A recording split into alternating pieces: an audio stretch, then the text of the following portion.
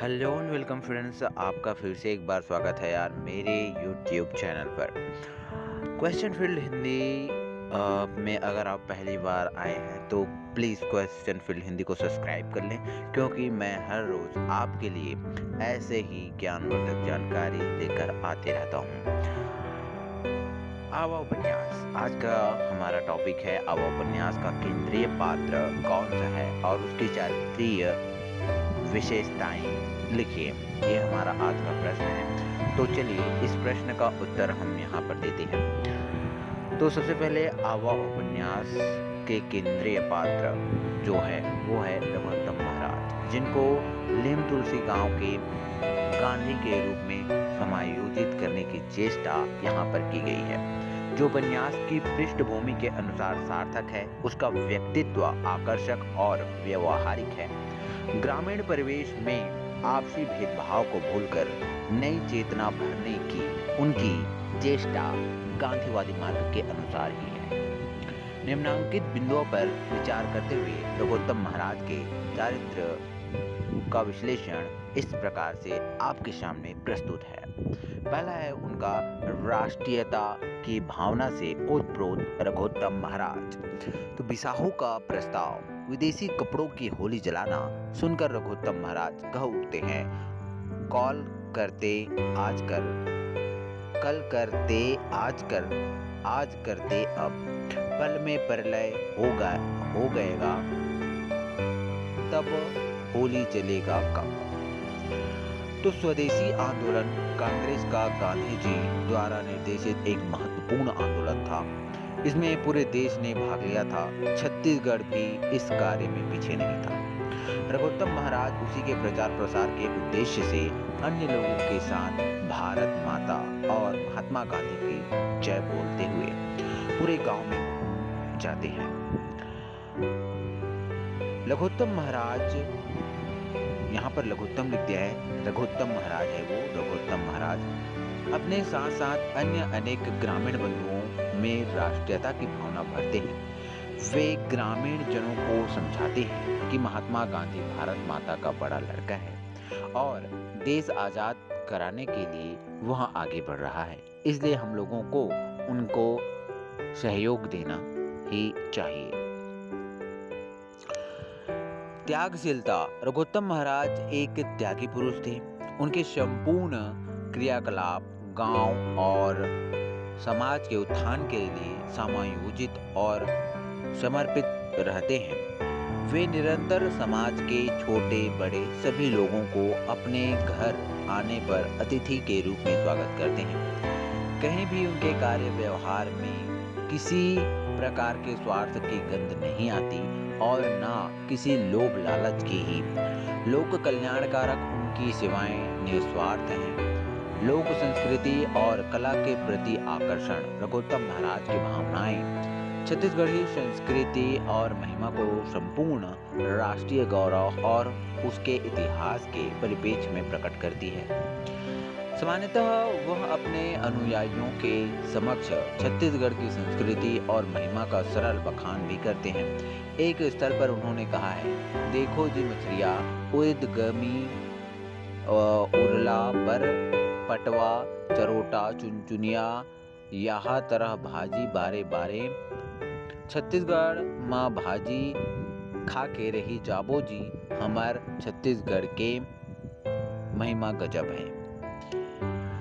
तो यहाँ रघुत्तम महाराज ग्रामीण क्षेत्रों में जागृति फैलाने के लिए नाट्य मंचन को सर्वोच्च साधन मानते थे और वे डॉक्टर खूबचंद बघेल रचित ऊंच नीच नाटक का मंचन बेहद व्यवस्थित ढंग से कराते थे, जो गांव में नई चेतना नई लहर फैल जाने के कारण बनता था। और उनके सृजनात्मक क्रियाकलापों से प्रभावित होकर डॉक्टर खूबचंद बघेल ने उनके संबंध में लिखा है, बड़े जो जौन दूसरे ला बड़े बनाथे, खुद बड़े बनाओ माँ काहे दूसर ला बनाही, देकर बड़ौना दुनिया करी। महाराज आप रही काम करत हव धन्य है हमर भाग की आप मन संग भेंट होगी। न्यायप्रियता। यदि रघुत्तम महाराज न्यायप्रिय व्यक्ति न होते तो निश्चय ही यह इतने जनप्रिय नहीं रहे होते। वह निस्वार्थ चरित्र के व्यक्ति थे, अतः न्याय प्रिय भी थे।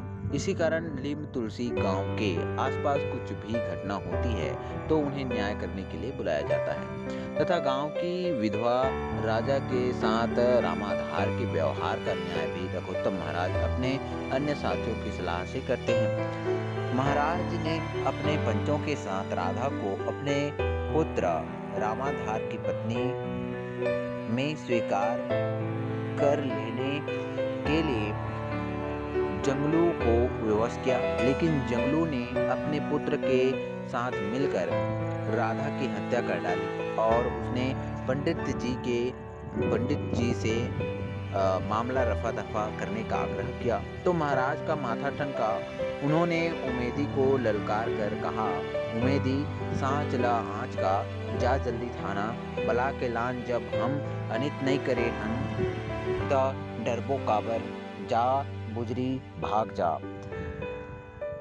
महाराज और पुलिस की दूरदर्शिता के कारण ही जंगलू और रामाधार हत्या का दोष स्वीकार करते हैं। छठवां है साम्यवादी विचारधारा की पोषक।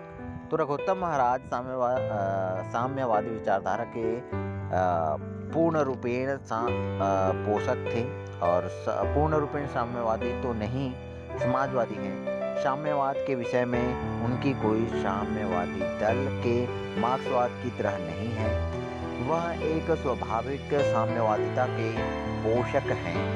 मानवीयता की दृष्टि से ही वह अपने साम्यवाद का आकलन करते हैं। वे छुआछूत, ऊंच नीच, भेदभाव आदि को भुलाकर गांव में साम्यवाद की स्थापना करना चाहते हैं।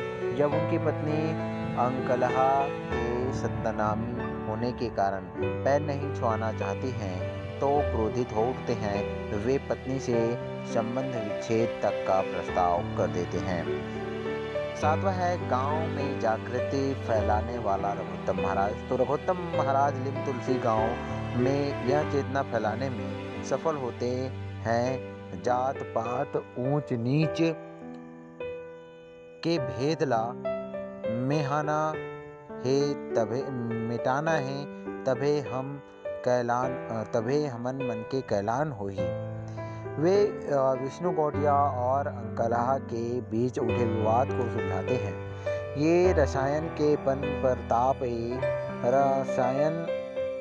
रामायण के पन प्रताप रामायण मंडली खोलें त चौपाई दोहा जवाब ले तहन दे तहन।